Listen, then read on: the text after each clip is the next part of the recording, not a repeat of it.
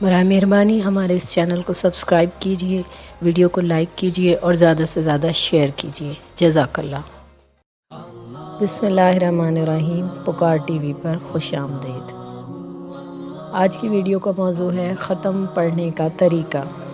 اکثر لوگوں کے ذہنوں میں یہ سوال ہوتا ہے کہ اپنے دنیا سے گزر جانے والے مرحومین کے لیے ایصال ثواب کیسے کیا جا سکتا ہے اور کس کس چیز کا ایصال ثواب کیا جا سکتا ہے۔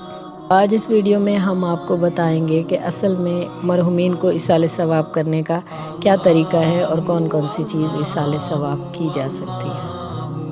ہر وہ چیز جو دنیاوی زندگی میں کسی انسان کی ضرورت کے تحت اس کے کام آتی ہے، اسے دنیا سے جانے کے بعد اس مرحوم کے لیے ایصال ثواب کیا جا سکتا ہے۔ مثلاً کھانے پینے کی چیزیں، پہننے کی چیزیں، کوئی زمین، جائیداد، لباس، جانماز اور تسبیح وغیرہ مرحوم یا وارثان کی رضامندی، مرحوم کی وصیت یا وارثان کی رضامندی کے مطابق ہدیہ کیا جا سکتا ہے کسی مستحق کو۔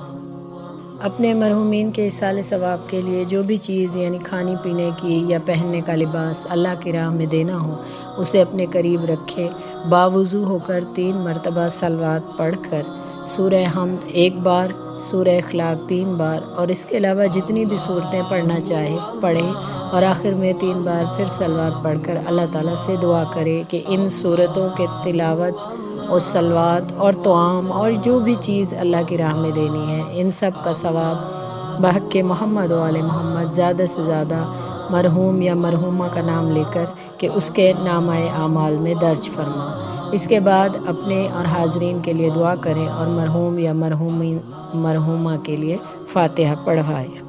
پروردگار ہمیں اپنے دنیا سے گزر جانے والوں کے لیے زیادہ سے زیادہ ایصال ثواب کرنے کی توفیق عطا فرمائے۔ الہی آمین۔ وآخر دعوانا ان الحمد للہ رب العالمین۔